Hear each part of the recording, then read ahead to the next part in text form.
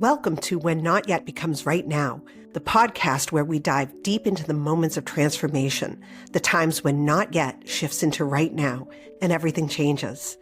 I'm your host, Jen Ginty, and this podcast is all about those pivotal moments in our life journeys. You know the ones, when the hesitation fades, when we take that first step, even if it feels like a leap. It's in these moments that growth and healing begins. Each episode will explore stories of resilience, moments of clarity, and the sparks that ignite real change. From personal experiences to expert insights, we'll uncover how people navigate the complex journey we call life and come out stronger on the other side. Whether you're searching for that spark in your own life or just curious about how change unfolds for others, you're in the right place. We'll discuss the ups and downs, the breakthroughs and setbacks, and how to embrace the right now, even when it feels out of reach. Because sometimes the hardest part of the journey is realizing that the moment you've been waiting for has already arrived. So take a deep breath, settle in, and let's get started. Listener note, this episode includes a brief discussion of a suicide attempt. Please listen with care. Hello, and welcome to When Not Yet Becomes Right Now. Today's guest is Angie Hawkins, an inner glow coach who helps high-achieving spiritual women stop chasing love and approval and start radiating fierce confidence from within. Angie works with women who've done all the therapy, read all the books, and walked the spiritual path, yet still feel something's missing. Through deep identity work, she helps them finally feel enough, loved, confident, and free just as they are. She's also the author of Running in Slippers, a powerful memoir about finding resilience after emotional rock bottom. From skydiving and bungee jumping to moving from Chicago to Hawaii alone, Angie is living proof that courage doesn't always mean fearlessness. Sometimes it's about being seen. Welcome, Angie. Hi, Jen. Thank you for having me. Yes. Thank you so much for coming on the show. So let's get into it. What is your origin story? My origin story, like most people, starts in my childhood. I was raised in a home where both of my parents, among other things, they were very emotionally unavailable. So as an adult, I understand what that means and I have the tools to interpret the situation. But as a child, I didn't have those tools. And the way I interpreted it was that I believed that I didn't deserve to be loved. And as you're probably aware, your beliefs dictate your behaviors, and that draws in certain experiences in your life. So for many, many, many years, I really struggled in my life because I was a people pleaser. I thought that I had to perform for love and approval. I was an overachiever because I thought getting good grades or performing at work, again, was a way to earn that approval. I didn't feel like I was inherently worthy of it. And, there was a long period of life where, I knew I wasn't happy and fulfilled, but it didn't even seem like those things were something that were even available to me. So there were half-hearted attempts to make my life better, but in hindsight, I really wasn't doing much about it just because of that belief that it really didn't even seem available to me or that I wasn't worthy of it. But the first turning point came in 2017. My boyfriend broke up with me, and then my dad passed away. And I was 37 years old, and I had spent 37 years running away from my feelings, which is a form of self abandonment. But I was in such profound grief that it was impossible to repress or numb my feelings. Like they were just coming out. And I didn't have the tools for emotional regulation. So I didn't feel safe in my own body. It was just a really bad year for me. And when the year turned over, into 2018, I decided, I was like, I'm tired of feeling this way. And I do want to make some changes in my life. And so I was living in Chicago at the time. And I decided that I wanted to move to Hawaii, which was good in the sense that, again, I was like proactively making changes and I did feel like this was something that was available to me. And I was, having more agency over my life, but it was misguided in the sense that I was still reaching for things outside of myself to be the thing that healed me or made me feel better. So you can't move away from your problems. I moved to Hawaii, and not only did I feel the same way and have the same issues, I developed a whole new set of problems. Because, for example, this was 2018, so it was before remote work was the trendy thing to do. But I was very fortunate because my job allowed me to keep my job and live in Hawaii. However, at the same time that I moved, there was a huge management shakeup, which threatened my role. So the first year that I lived here, I lived in constant fear of losing my job. And again, like, this was a time when remote work was not a trendy thing to do, and there's not a lot of local high paying jobs here.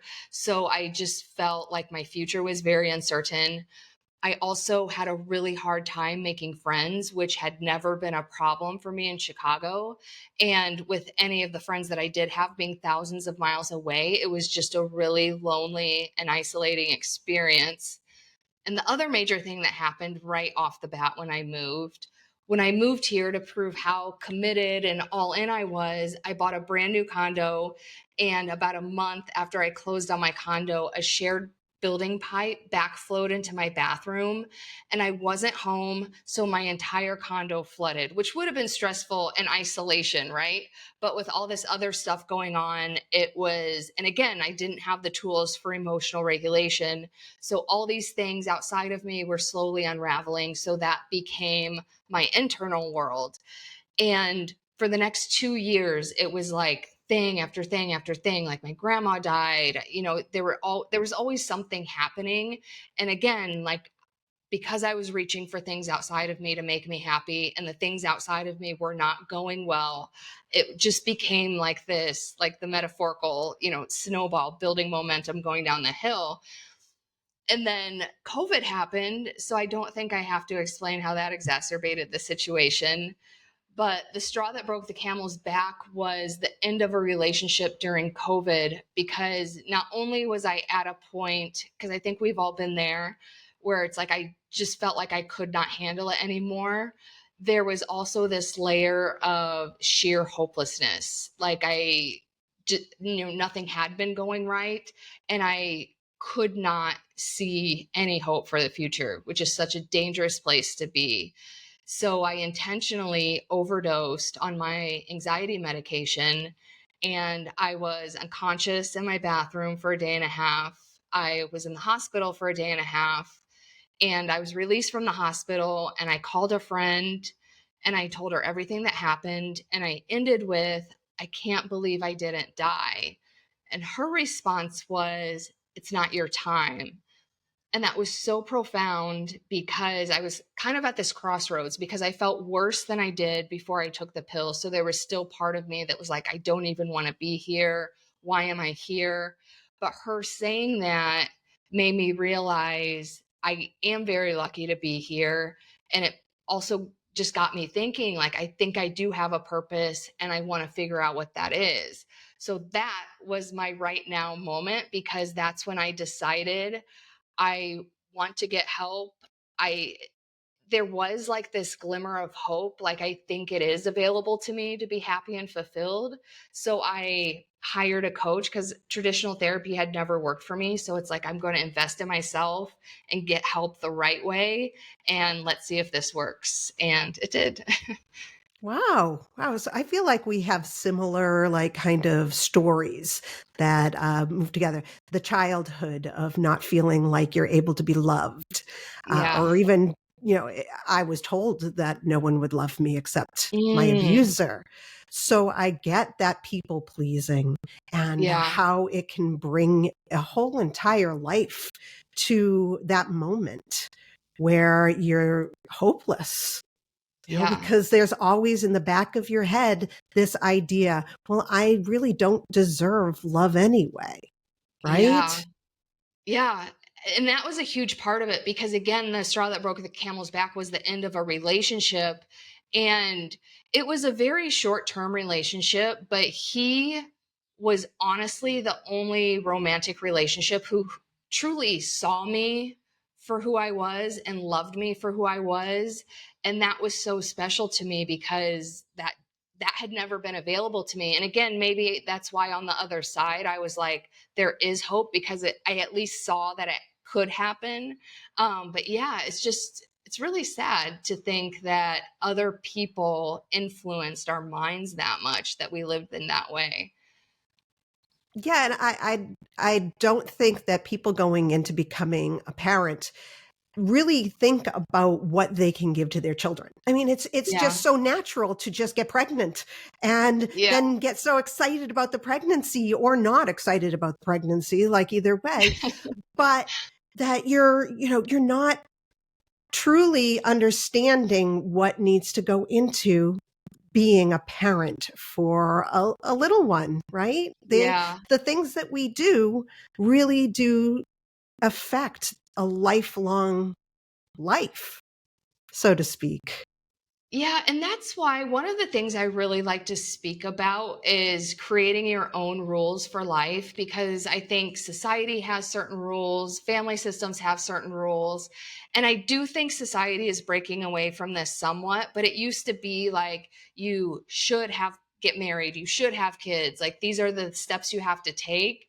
And like for instance, I don't think my parents were not happily married, so I don't think they really wanted to be married.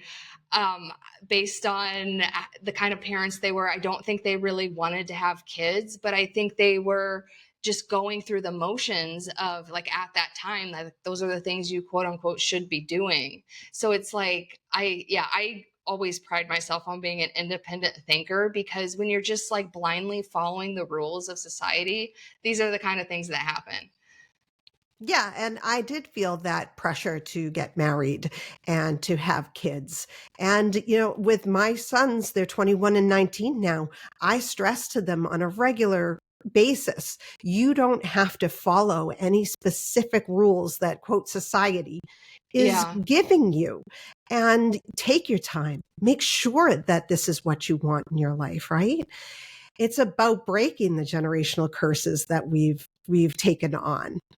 Yeah, especially at that age, because like this fired me up when I was around that age, but it still fires me up now because we throw 18-year-olds into this situation where it's like, okay, now you have to decide what you want to do for the rest of your life and either go to college or trade school or whatever. And it's like, what 18-year-old is really in a position to do that? They're not adults. You can say they're adults, but they're not Yeah. adults. So yeah, so I think the other thing I really want to talk about with you is that not having any clue about emotion regulation. Because Yes. of course, yet again, we weren't taught that because our parents weren't taught that. They don't understand what emotion regulation is. If you ask them what it is now, they would have no idea what that means. Right. Right? Yeah, I mean, that totally changed my life because I had chronic anxiety for a majority of my life, which was why I was on anxiety medication, which is another rant I can go on because, I think I went to a psychologist at some point and they were like, "Well, what prescription do you need to calm your anxiety?" Like they weren't really giving me the tools to help it. But anyway, I think I had chronic anxiety because I was conditioned to not feel my feelings. And a lot of that had to do with, again, I understand how my parents are the way they are now. So this is not to criticize them. But whenever I expressed feelings, I was dismissed, it was minimized. And so it didn't feel safe for me to feel my feelings externally. So it also didn't feel safe to feel my feelings internally. So anytime something came up, it's like I didn't even feel safe in my own body. And I lived like that for such a long time. And that was one of the things that when I first hired a coach, that's what he helped me work on, was like actually feeling your feelings. And I am not going to sugarcoat it. It's very, very difficult in the beginning, but it changes your entire life when you can learn to feel your feelings and still feel safe in your own body. Because my whole thing used to be, well, if I have anxiety, I won't be able to handle it. If I am sad, I won't be able to handle it. If I'm depressed, I won't be able to handle it. And those feelings still don't feel good, but I trust that I can handle it. Also, I know it's only temporary. So I'm able to sit in those feelings without it consuming my life or taking over my life. And it just changes everything because I used to, again, I think I mentioned this earlier, I used to be unhappy and unfulfilled most of the time. Now I'm happy and fulfilled most of the time. And yeah, I have those like moments of anger or sadness or whatever that doesn't necessarily feel good, but I can handle it and I can move through it pretty quickly. And that's what contributes to my happiness and fulfillment is having that self-trust and ability to do that. Yes. Sitting with our feelings. I've spoken about this so many times. It is so, so hard and so uncomfortable to sit Yes. with your feelings because they're just, I tell myself now, this too shall pass. But before I was able to even use that little mantra, I would immediately go to work. I would get on my computer and Oh, start yeah. some sort of project. I don't need to be sitting in anything. I need to be working on something instead, right? Whereas that's not helpful for us in the end. We're just disguising That our is so feelings, relatable.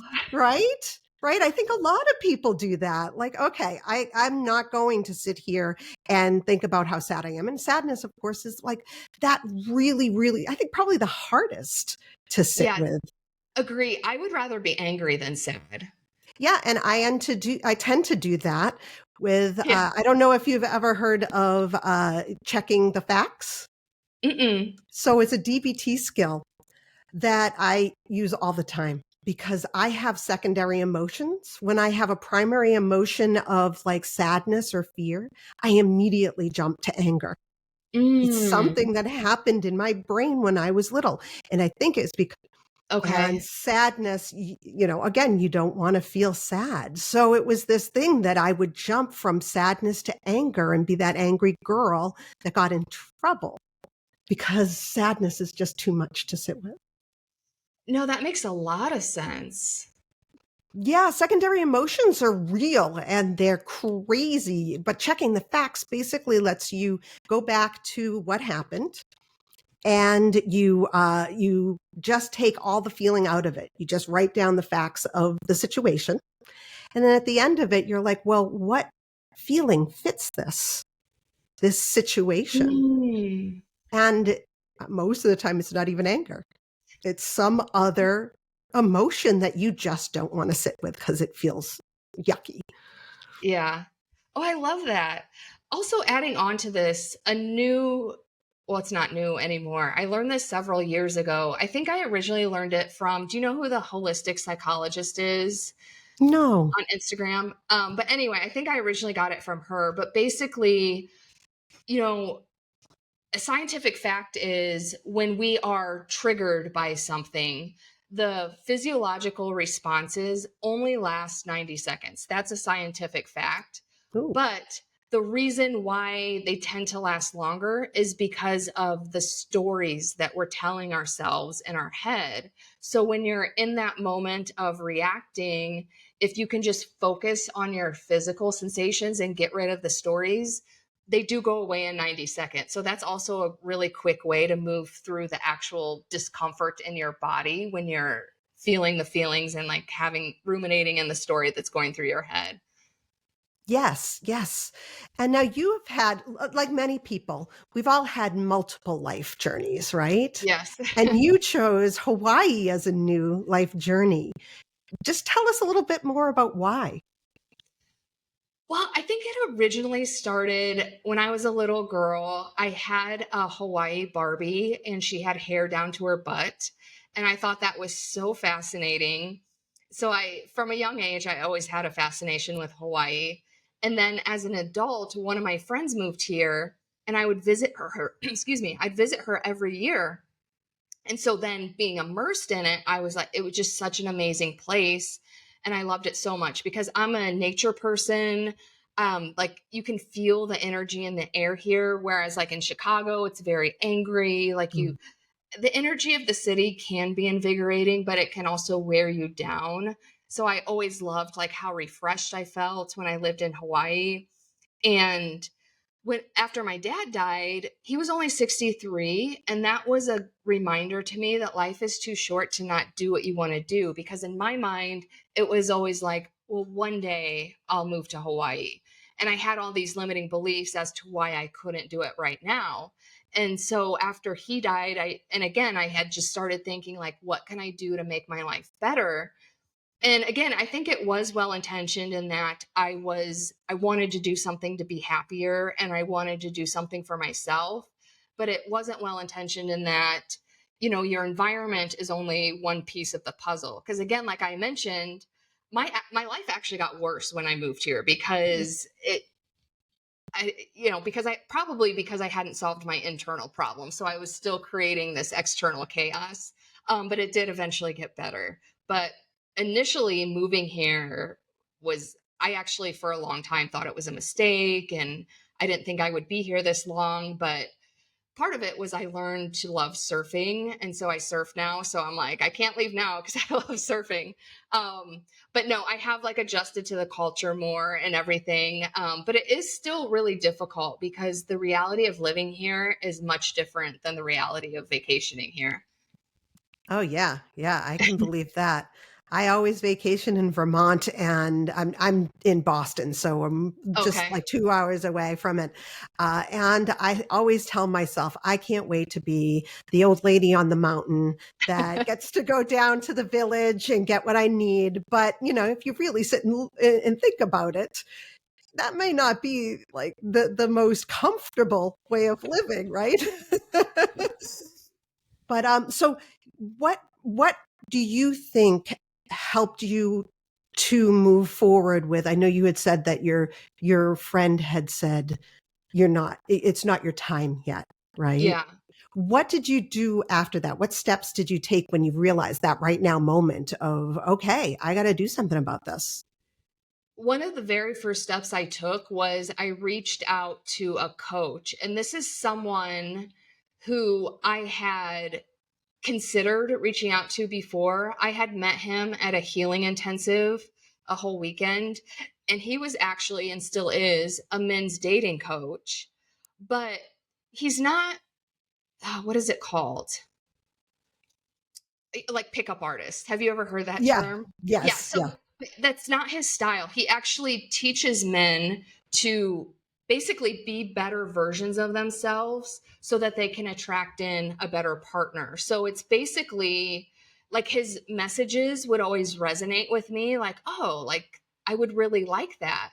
But I guess that was like my not yet era, because I was always too afraid to reach out to him, because like he's a men's dating coach. Why would he want to work with me?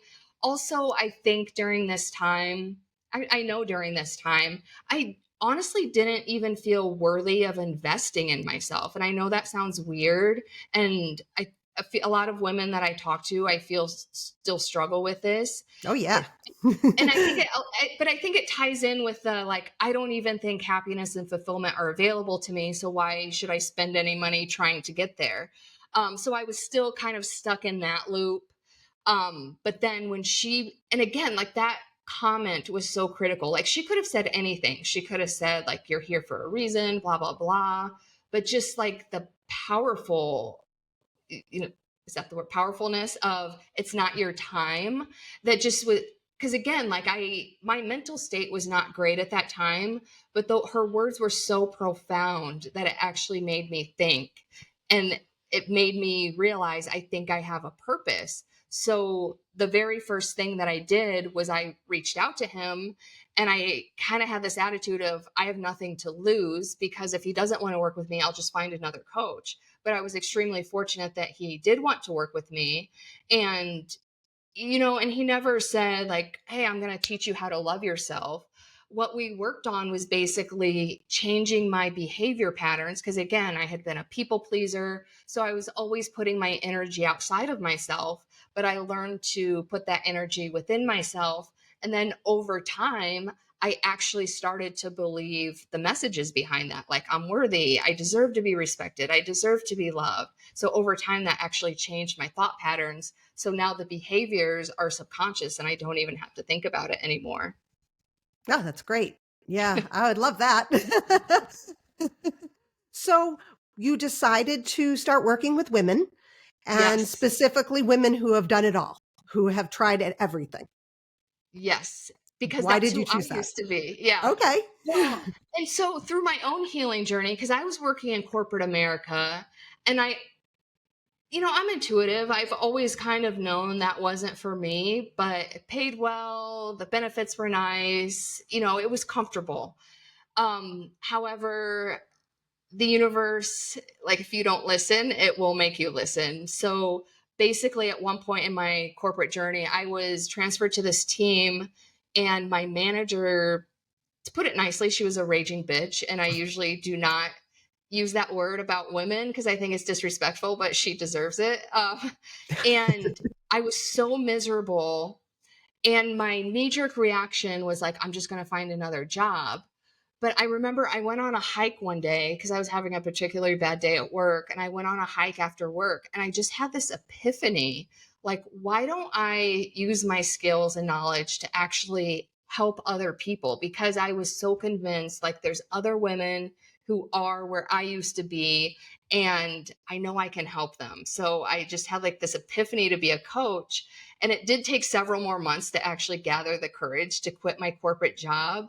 But yeah, I feel so much more aligned with my life purpose because, and again, I think a lot of it has to do with society rules and family systems. Women think they, have to overachieve and people please and like do these things outside of themselves, but they're not giving to themselves.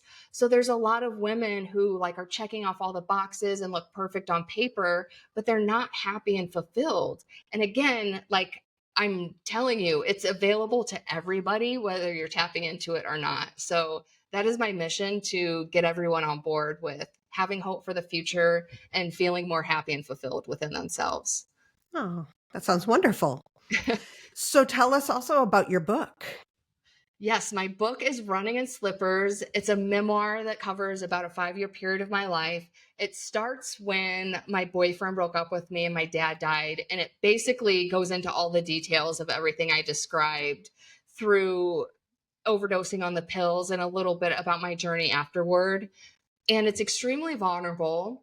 And the reason I wrote it that way, and I had the idea for the book in the period after my dad died, because I was in such profound grief, and we live in a just get over it society. So I would go on Instagram and everyone would be posting about how perfect and happy their Mhm. life was. And even in real life, everyone would be pretending about how perfect and happy their life was. And I was like, I cannot be the only person feeling this way. So I had this idea to write a really vulnerable book because life is hard. So I'm like, let's write about the shitty things that happen in life instead of all the good things. But at that time, I was like too afraid to put it out. So it was just this idea that I had. But then when I started working with my coach, on the very first call that we had, which was just like a week after my attempt, he said to me, if you could do anything and didn't have to worry about money, what would you do? And the first thing that came to my mind was the book. I was like, I want to write this really vulnerable book about like the shitty things that happen in life, because that's what real life is. And then I want to go on these speaking tours around the world so that we can have safe spaces to actually have these conversations. And when I was done, he was like, did you see how lit up you just got when you were talking about this? And I did feel the state change. So, you know, actually implementing change in your life takes time. So I knew working with him, I wasn't going to feel better immediately. But in the first few weeks after I got out of the hospital, life felt so fragile that my only goal was to make it through the day. So I was like, okay, I'm going to start writing the book. I don't have to publish it, but I just needed something to give me a sense of purpose. But as I started writing, I was just so on board with the mission and what I thought it could do for other people that I ended up publishing it. Excellent. And that will be in the show notes. Thank you. Yes, of course. So a woman comes to you, says, I've tried it all. I've tried it. I've tried the spiritual path. I've tried therapy. I've tried everything. How do you start work with that woman? Well, I'll ask them whatever they're struggling with. So it varies from person to person. But I call it the GLOW method. It's an acronym, but G, it stands for go back to your childhood, because a lot of the patterns that we have in our life, so for example, people pleasing, it's rooted in a pattern that we developed as a child or a teenager to survive.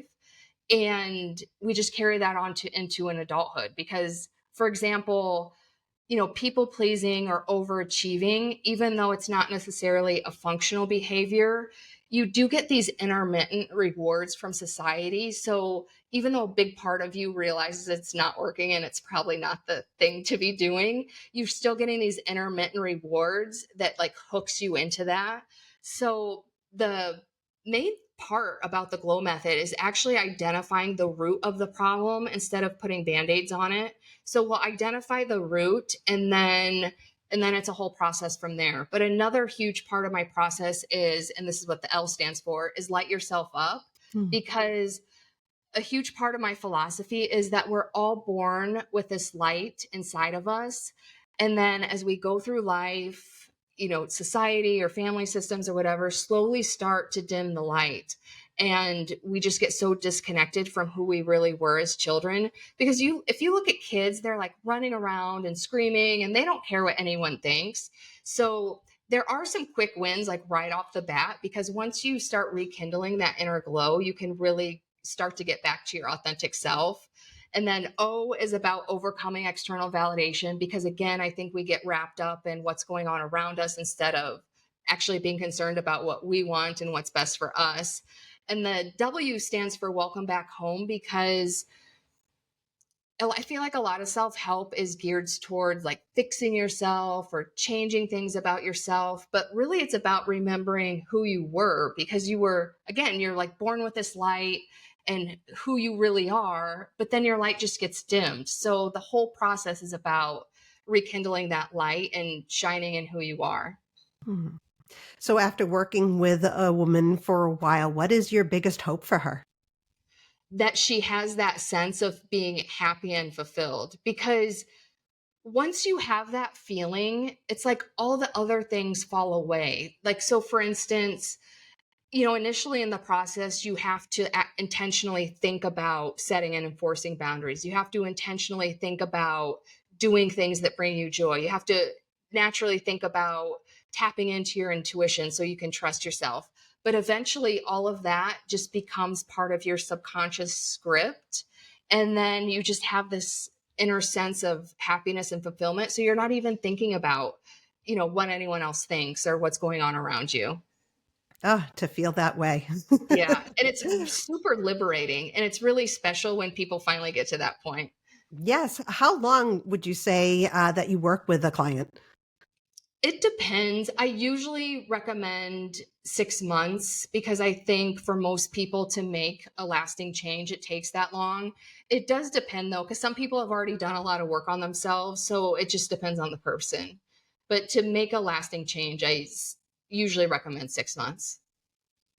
Yeah, that sounds reasonable. Yeah. And again, there are some quick wins in the beginning, because it can seem daunting when you're like, when I first started with my coach and I signed on for 6 months, it's like, oh my God, but I want to feel better now. But there are quick wins in the beginning. So it's not like you have to wait 6 months to see all your results.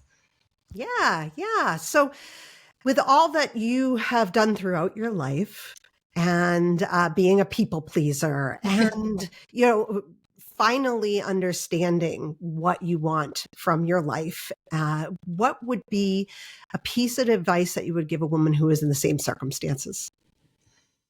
Well, the first thing I would say is you are worthy, because again, I used to not even think that happiness and fulfillment was something that was even available to me.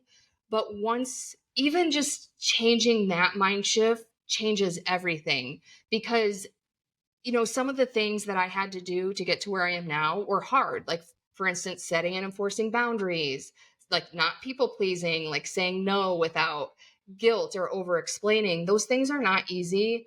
But once you start inherently believing that you're worthy of self-respect, that you're worthy of certain things in life, that you're worthy of that happiness and fulfillment, you're so much more motivated to do those things. And it takes you to the other side where you just inherently feel that way about yourself. Mm, that's wonderful. Well, thank you, Angie, so much for coming on the show and giving us all of your beautiful wisdom. Yes, thank you so much for having me. Where can we find you? My website is runninginslippers.com. That I call that my brand. And I didn't mention this about the book.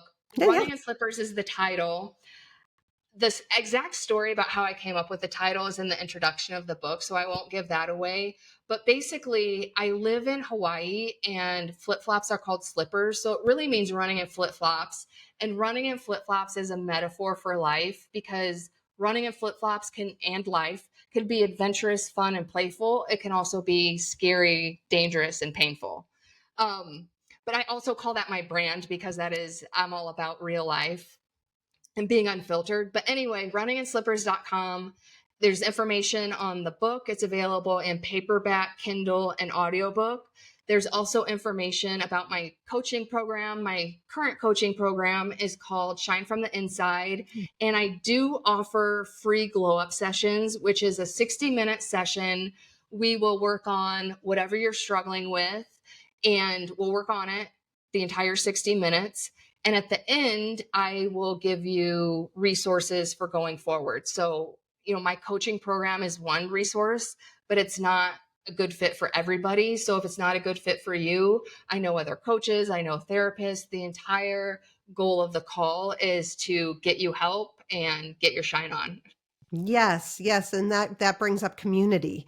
That, Yes. there aren't not every therapist or coach is going to be for you, but they may know someone who's going to be perfect for you or that you may, really like. So it's great to also have that community. Yes, agree. Well, thank you again. And everything will be in the show notes. And thank you for just being on the show and glowing. Thank you. Thank you for having me on because I think a lot of people they're in the not yet era, and like, trust me, like right now can be right now. You don't have to hit rock bottom like I did. That's right. That's absolutely right. If this resonates with you, take that as a right now moment for yourself. Yes. Okay. Well, thank you again, Angie. Thank you, Jen. Thank you for joining us for this episode of the podcast. This show is produced by Phoenix Freed LLC, and I'm your producer, Jen Ginty. We hope you found today's conversation inspiring. Okay. Thank you for joining us for this episode of the podcast. This show is produced by Phoenix Freed LLC, and I'm your producer, Jen Ginty. We hope you found today's conversation insightful and inspiring. If you have a story of your own about when a not yet moment became right now, we encourage you to reach out and share it.